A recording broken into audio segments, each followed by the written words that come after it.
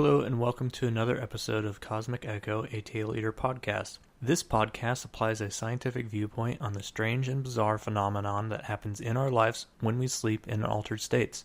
In this episode, we finish hearing a speech given by Jeremy Narby, who is a Canadian anthropologist.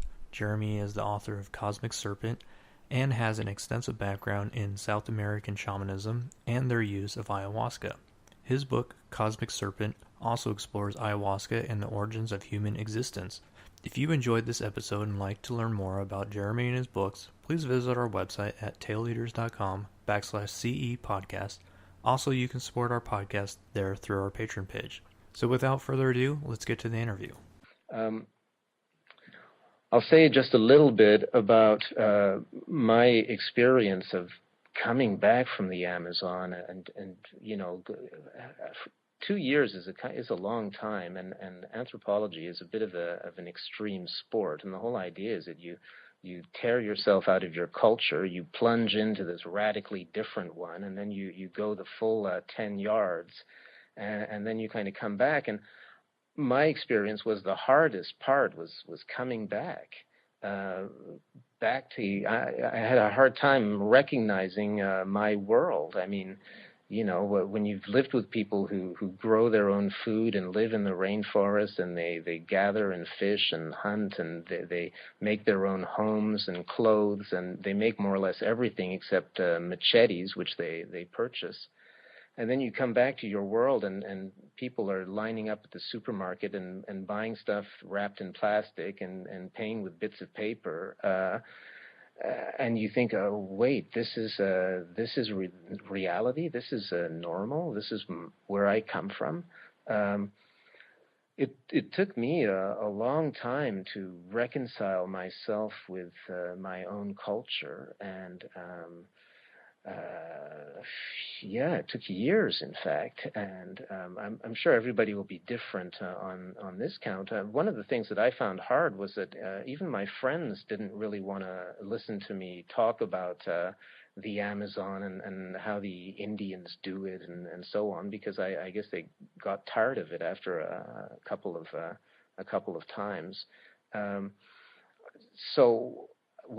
I turned to public speaking and to writing books, and actually to be able to make sense of it and download it into my culture and find the words for it, and how to share what I'd learned in the Amazon, how to even put it into English or French.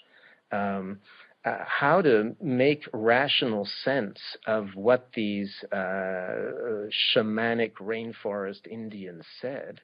It took years, and then finally, it took reading molecular biology to understand it from my point of view. It's like, okay, this kind of invisible world with animate essences that's full of information that's somehow all around us and available to us. Isn't that also what molecular biology is about? So here's some Western scientific concepts that I can actually use as a kind of, by analogy, for what shamans are saying. Then I could suddenly wrap my mind around it. Bringing it back and coming back into this culture, and then finding a place for oneself, and finding how to get a dialogue going inside one's own mind about these two different ways of understanding the world and seeing how they might work together was long and difficult. I kind of compare it to learning two languages, like becoming bilingual. Language, sometimes you get rusty in your own language, and it takes going back and forth a lot between different languages to be able to get perfectly bilingual. And I think it's the same with bicognitivism. I mean, you can be a kind of a rationalist and then open your mind to a shamanic way of seeing things. And I'm having some doubts about whether the microphone is actually working. Anyway, I'll just keep talking in the hope that it is. Okay, good. Well, then, what I'll say to put stuff on the table, thinking through how to think about, let's just say, what shamans say and what Amazonian cultures say. Here we are speaking in English, but it would actually be the same in any European language, Italian or French or any one of them. Our culture has a lot of dichotomies in it, and we tend to come up with like these concepts or words like nature, for example. Actually, nature is defined in opposition to culture, and this is the tendency to dichotomize. I mean, we split things up like body and mind, or matter and mind, or nature and culture. So nature is everything that isn't human, and culture is everything that is human. Those are basically the dictionary definitions. But defining this entity as everything that is not human, in other words, plants, animals, and all the rest except humans, this is a very Western concept. This is a concept by people who've already separated themselves from the other species. When you go to the Amazon and you ask people, how do you say nature? They say, well, they don't have a word for nature. Actually, they consider that the other species are humans like us, and there's no fundamental difference between humans and non-humans. It's a lot more ambiguous. The categories are a lot less clear cut, and so here we are thinking in terms of nature, and we think, oh yes, Amazonian Indians are closer to nature than we are, but in fact, they don't even have that concept.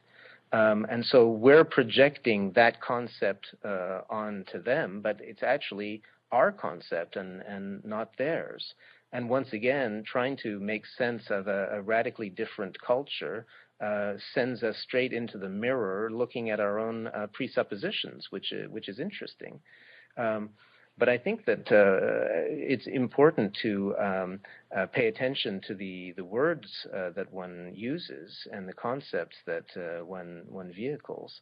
And it's important to kind of deconstruct a lot of the Western dichotomies in our vocabularies before we even the dark side of shamanism. It's something that tends to disappear when one talks about ayahuasca shamanism in the West. But when you're in the indigenous context, it's in the Amazon, it's just clear to everybody that at least 50% of what shamanism is actually what they call sorcery. Well, there's a book. Here's a book. It's let me see, how's it go? Yeah, can I get it here? In Darkness and Secrecy, the Anthropology of Occult Sorcery and Witchcraft in Amazonia.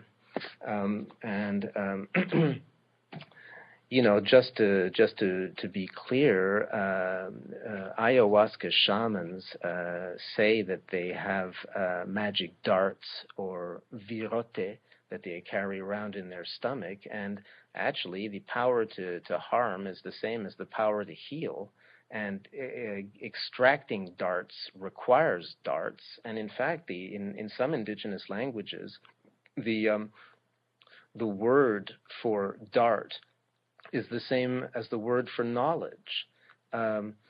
So there's no clear-cut category, no clear-cut difference between a shaman and a sorcerer, and between a dart that can be used to heal or to harm. And no real difference between dart and knowledge and power in their cultures. So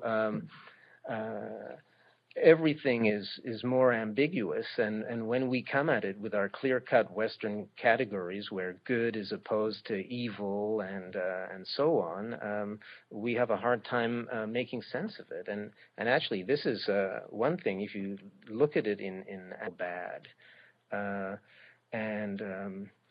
that's something that I think deserves some consideration.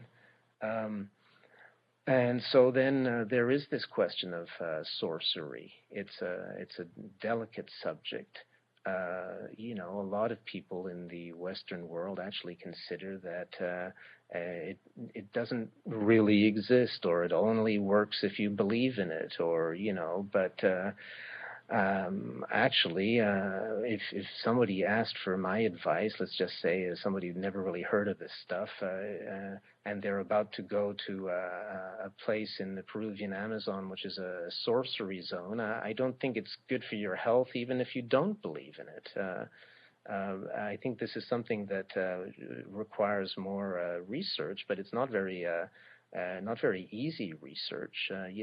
Just how affected by sorcery can Westerners who don't believe in it be? I don't think anybody's actually really looked into it, but and it's not something that I recommend you do. There really is a dark side to this phenomenon, and then all you have to do is do a bit of reading on the theory of power. I mean, guys like Michel Foucault and stuff have written about this, that knowledge is power, and power is ambiguous, and it can be yielded for good, and it can be wielded for less good. And I think also that this is, in indigenous terms, a shaman is never entirely white. And, the more a shaman actually manages to heal people, the more power that shaman has, and the more the temptation to abuse the power grows. And so I think that, that's where the community comes in. The community is supposed to keep an eye on the shaman. And that's one of the questions that one can ask oneself in this world where there are neo-shamans and neo-ayahuasqueros who are operating on an individual level outside of a community. Who's keeping an eye on them? So that's something that we can talk about. I'd like to mention datura. Datura gets put into ayahuasca mixes. Datura is a bit of a sorcery plant. I personally don't think it is preferable to not have datura in the ayahuasca one consumes. I think datura has been used to turn people into consenting victims. It actually, I think that the whole idea that if one inspires oneself from Amazonian people and one considers plants as beings, plants as intelligent beings, so we get away from a kind of the Western view is that, vegetables are mindless, and we call people, who are in a coma, we say they're vegetables. But actually, if one looks at plants in another way, well, one can see that plants are actually sentient beings, and they perceive the world around them, and they make decisions, and they actually are sentient beings, and they're made of cells just like you and me, and their cells send one another signals just like our own neurons send one another signals, and actually science has started studying it. So the Amazonian point of view is confirmed, and it presents us with another view of nature. It's about this being inspired by Amazonian cultures and Amazonian points of view.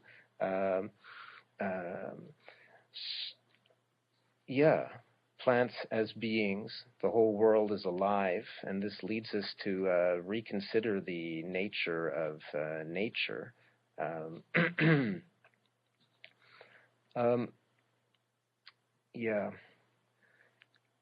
Well,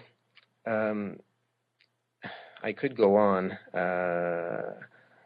I think that ayahuasca is first and foremost about seeing. I'm not the first guy to say this. Many other people have made the point that it starts with seeing. As the anthropologist Jean-Pierre Chaumet put it, it's first there's vision, then there's knowledge, and finally there's power. and that is those are the three stages along which one progresses. I'll make a few comments on what is called ayahuasca tourism. I think it's something that's interesting. It's a kind of an intercultural. This is also a long tradition, and I think that what is called ayahuasca tourism fits right into that. And so, a lot of the people that I've met in Peru who go and are interested in ayahuasca experiences are serious people. Many of them are professionals, and they're interested in sort of moving away from the consumer world and getting back to something a bit more meaningful. And they're not afraid of going through with the ordeal. It's not at all a kind of a quick fix scene. It's a little bit hybrid and it's a little bit experimental, but it's interesting. I think there's a few problems. It's not without problems, obviously, but nothing is without problems. One of them is the desire that quite a few Westerners bring for authenticity, and the authentic shaman. And this actually involves quite a bit of projection of the ideas that people carry around with what is a real Amazonian Indian. And then you actually, because it's an intercultural space and always has been, shamans and ayahuasqueros are attentive to the expectations that their clients have, and then they play to it and dress like indigenous shamans. And so there's a kind of a theatrical game going on. I think the more one can be aware of one's projections, the better. And I think authenticity is a troubling concept. If the shaman wears an indigenous dress or not, what really counts is the quality of the brew and the quality of the singing. Meanwhile, there's the question of payment. Well, it's just completely normal to pay a shaman. The idea that there should be no payment is wrong. What can one do? What can one do for people? Well, just being clients is pretty good. Be clients. I think that where there is a problem, problems emerge in some Amazonian contexts because people pay too much, and then these shamans get huge amounts of money, and then there's jealousy that comes, and then there's sorcery among ayahuasca shamans that grows out of this jealousy. And so the too many gringos paying too much money can lead to problems. But so not paying is a problem, and paying too much, to look into that yourself. And then there's the diet that needs to be followed, and I'm sure there are lots of folks out there with experience with diet, so we can talk about that. There's a problem of falling on unscrupulous shamans who really don't know their stuff and don't look after people, and people can be harmed by a bad ayahuasca session with a bad shaman. Then there's also the problem of sex assault. So a lot of these shamans are pretty good at enchanting people of the opposite sex, and there's all kinds of unsavory stories. So it's good to know about that. I think that ayahuasca experiences can challenge your worldview, and I think that's why people are kind of interested in them too. But people should know that it is like it's like going sailing on the high seas or something. It's not at all it's not easy. It's kind of deep water.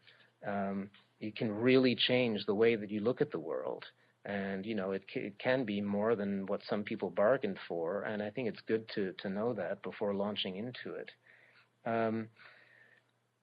Obviously, not all the ideas you get or visions that you see in the sphere of visions are valid and to be treated as such. It takes learning to have these experiences and then working on the information one gets.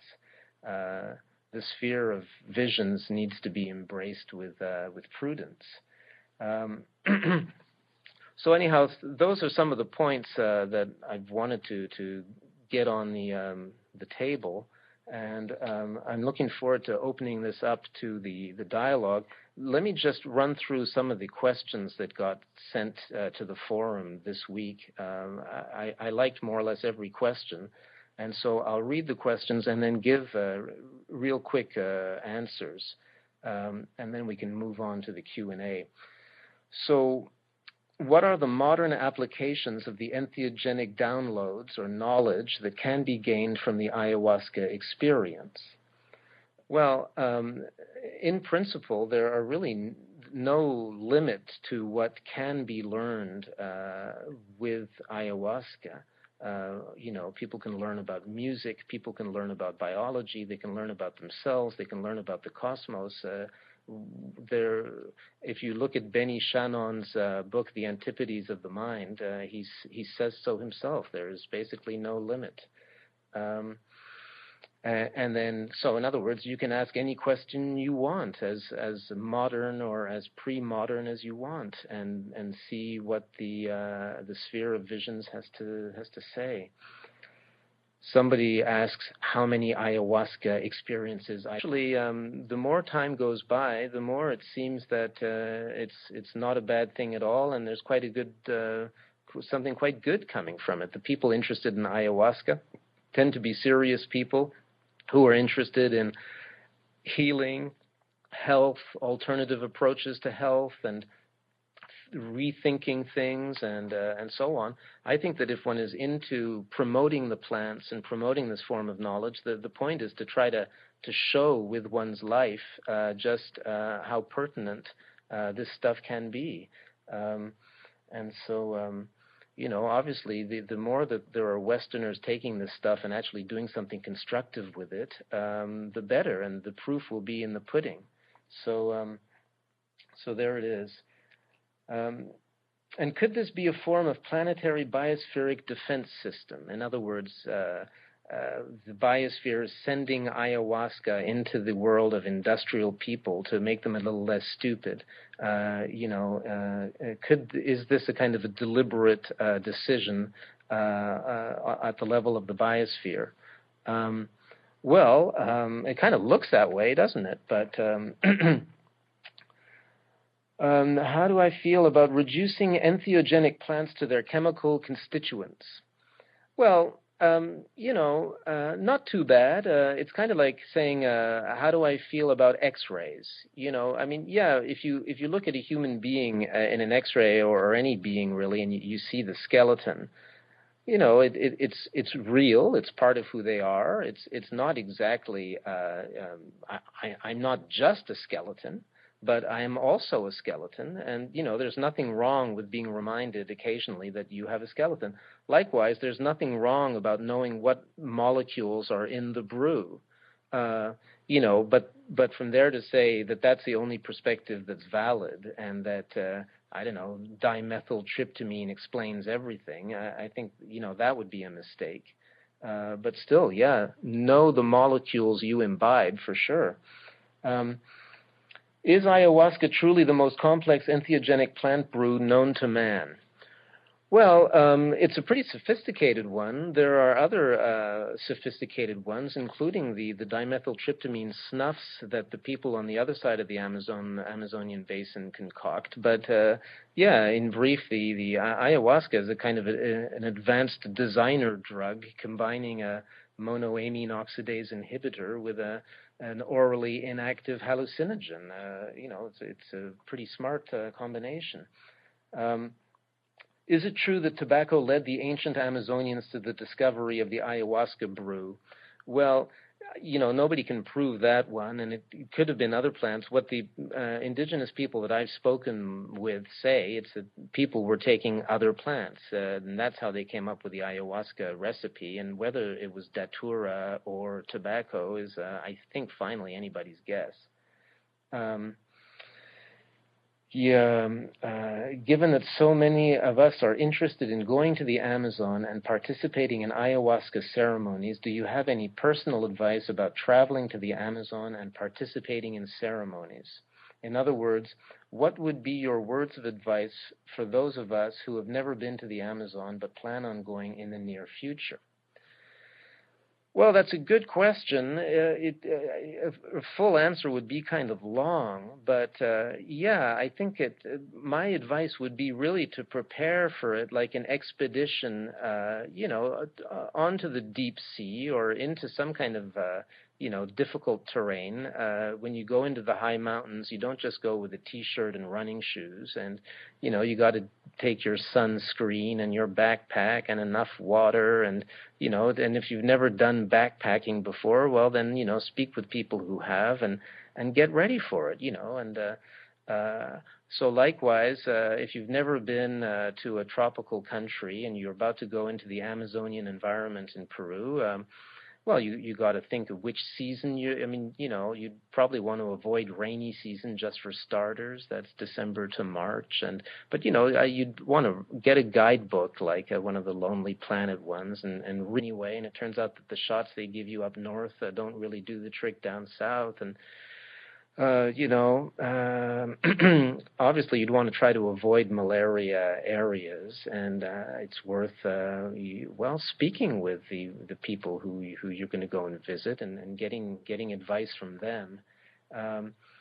Meanwhile, about getting ready for ayahuasca, if you've never had the experience, once again, I think that reading up on it, this is really the kind of subject where people gain from doing reading. And so I've put a couple of books on a recommended reading list, including anybody who's going to be working with ayahuasca. I think that the book to read would be Benny Shannon's book, The Antipodes of the Mind, charting the phenomenology of the ayahuasca experience. It really does lay out what people experience, how they experience it, and this kind of thing, and what to get ready for, and how to approach it. Robert Tyndall also has a good book on the jaguar that roams the mind, which is all about an ayahuasca initiation of his. And so people have actually been there before, and it's kind of an expedition into uncharted. Relatively uncharted for yourself, and so read up before you hit the road. Can LSD be as useful as organic entheogens? Depends what you mean by useful. I think low-dose LSD is actually something that's pretty interesting in this world, but to everybody has their own thing. Do synthesized chemicals actually serve to detract from the potential of the spiritual experience and guidance that can occur during ego death? Well, maybe, chemicals besides LSD, I'm not really interested in, and I shouldn't really speak about them. I mean, maybe some people learn all kinds of things from ecstasy and ketamine or whatever, but it's never really been my cup of tea. Somebody says, I feel as though plant medicines allow us to communicate with our guides more easily than the chemicals do. Yeah, well, I have the same experience, and that's why I'm not that interested in chemicals. However, chemicals seem to force one to explore within oneself. It is a more introspective journey as opposed to a guided journey. Yeah, maybe.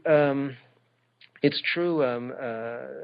I think Terence McKenna said that he found that LSD was psychoanalytically grating, and I find that too. Strong doses of LSD can be like that, and it's true that the mushrooms and the ayahuasca I find a lot more organic and a lot more a real dialogue with some kind of vegetal intelligence, really, and that's what makes it interesting.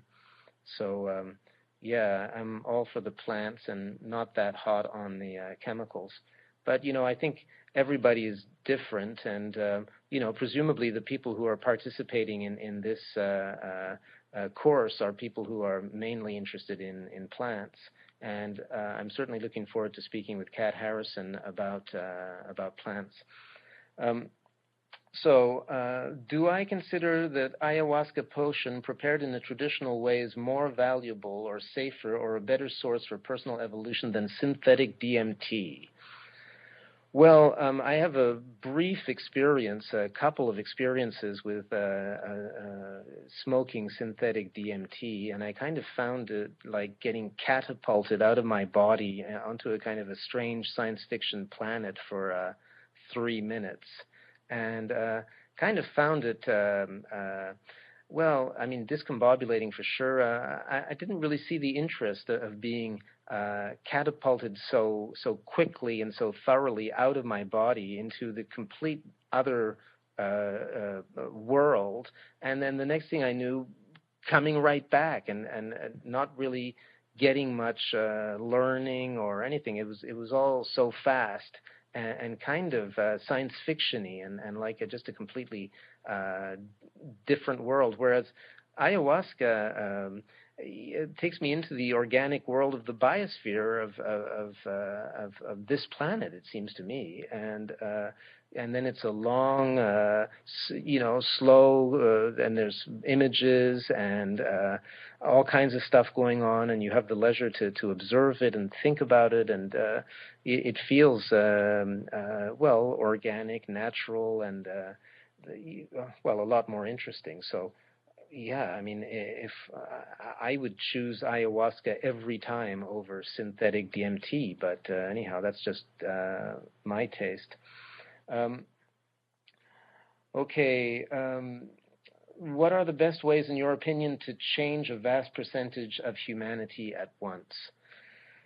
You know, I just don't think it's possible to do that. I mean, I would subscribe more to the idea that one would want to try to be the change one wants to see in the world, as Gandhi put it, and one discovers that already that is a tall order.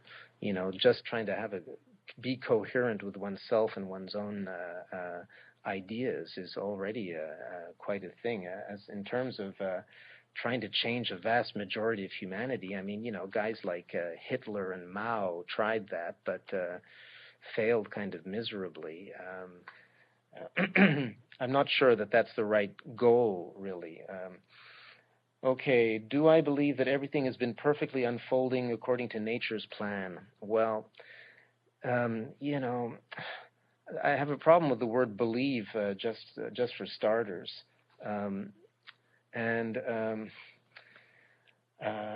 You know, nature's plan, I mean, is it exactly a plan, or what is the biosphere up to, I think is kind of anybody's guess still. And I think that it also uses mistakes and so on, and whether it's all been written in advance and planned out, or whether it's sort of being made up and improvised as we go along, I think all that is kind of open to discussion. Yeah, DNA as a Saussurean code. Well, you know, yeah, that's an important point. Just a quick word here. Ferdinand de Saussure was a Swiss linguist at the beginning of the 20th century, and he was the one who pointed out that the languages we use they use coding systems where the individual signs have no meaning. So, in other words, like in English, there are 26 letters, A, B, C, all the way up to Z. And each one of those individual signs has no meaning. The letter B by itself means nothing. It's only when these signs are associated according to a coding system that meaning emerges. And so, for example, the word C-A-T, cat, refers to a feline. But the word C-A-R, car, refers to an automobile. And why cat means feline and car means automobile is because these meanings have been arbitrarily attributed to those bunch of letters. But actually the individual signs, C, A, T, have nothing to do whatsoever with the Saussure. So we talk about Saussurean codes. And through the 20th century, it was thought that only human beings use this kind of coding system where the individual signs have arbitrary meaning. And until the genetic code itself was discovered. And yikes. Well, so I'll just continue with the list of questions. We'll pretend that those extraterrestrial sounds we heard were not anything to worry about. Okay, so about shamanic plants, why is it our perception of the magical reality they show us fades? I take it the question means, how come after one has had a session, one goes back to normal consciousness? Yeah, well, somehow that's one of the remarkable things I think about the human brain and the human mind, is that it seems, for most people anyway, to have a program, for sort of consensual reality, and that's what it's kind of auto-dialed to. And then we take these substances or plants that switch the channel on us, and we watch the forest television for a bunch of hours, and then somehow the next day one goes back to normal consciousness, and one goes back to the normal program. And I think it's a rather beautiful thing, really, and to be able to go back and forth. And that was one of the things I was going to say about every time I have an ayahuasca experience, is that I take the months that follow as the opportunity to actually download what I've seen in the visions into the reality of my life. And it takes a certain amount of discipline, but if you're having sessions all the time and visions all the time, you don't really have the opportunity to honor those visions properly by trying to download them into your life. And it just takes a lot of living in normal consciousness, really. And that's what's interesting, is that so one goes out of normal consciousness and one gets all kinds of ideas and insights and visions, and then one comes back into normal consciousness, and the whole point is to try to make it real and download it. That's where the real sport is. And that's what's good for you. It takes a certain amount of discipline, and it makes you lead your life more appropriately. At least that's how I take it. Then there's a question about how much datura is in the brew, and yeah, I guess it is really a good thing to be able to. I mean, ideally, you see the preparation of the ayahuasca you drink. You know the person who's preparing it, and you trust that person. And yeah, ideally, that's how it's done. It's not always possible, of course, but and yeah, I think that the less datura that's in the brew, the better. But anyway, we can also talk about that. Now, there's one last question here that I'm going to go over, and before getting into Q&A, it's a question by Jonathan Davis in Melbourne, Australia, and he says, very recently, the Attorney General in Australia has put forward plans to make thousands of plant species illegal. There are currently only 4 plants listed as illegal here. Could you talk about any ideas the growing international community of vegetalistas have for helping policymakers understand the benefits of these plants? I'm already aware of the way the Santo Daime Church has had success in almost every territory they've been challenged. However, shamanism in general isn't as structured and has no links to the Catholic faith. As a filmmaker about to make a deeply meaningful project after 10 years of training, I'm concerned that a documentary, for example, could do more harm than good. Well, thanks for that question, Jonathan. About how one can help policymakers understand the benefits of these plants better. I mean, first of all, the whole thing that plants should be illegal is, I think, just clearly absurd. That any plant should be illegal is absurd, and kind of obnoxious, really. So, but then there are people who just don't see things that way, and so in fact, in most countries in the world, most psychoactive plants are illegal,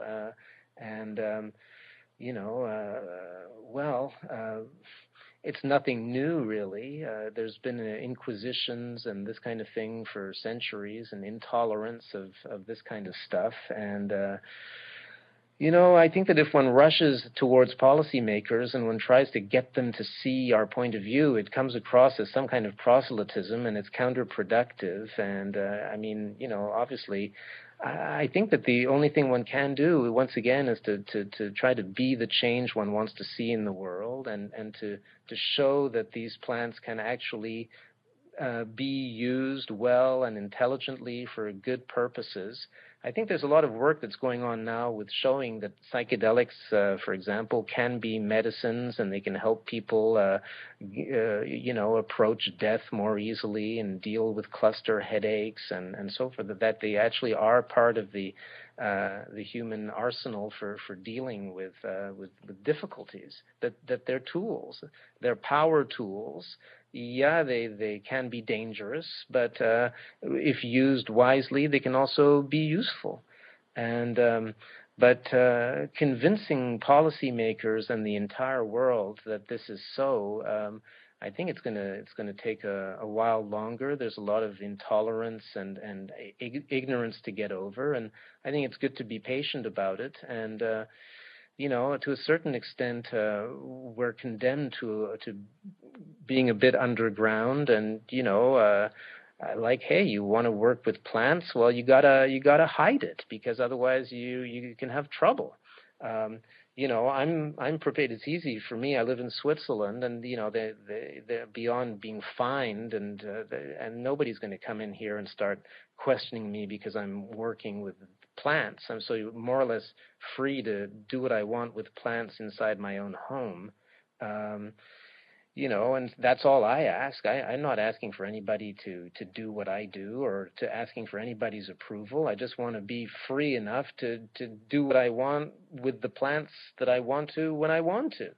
And then I think that's one of the things is then try to, if you're going to work with plants, then show the world that you're a coherent person and that you live a healthy life, and be a good publicity for the plants. Obviously, if you have an inside track and you're friends with all kinds of policymakers and important people, then yeah, you can try to influence them if you want. But I think kind of the work at hand is away from the limelight mainly, and kind of in the margins. And that's also what's exciting about this conversation, is that we're all kinds of people in different kind of peripheral places, but here we can all be connected together and have a conversation.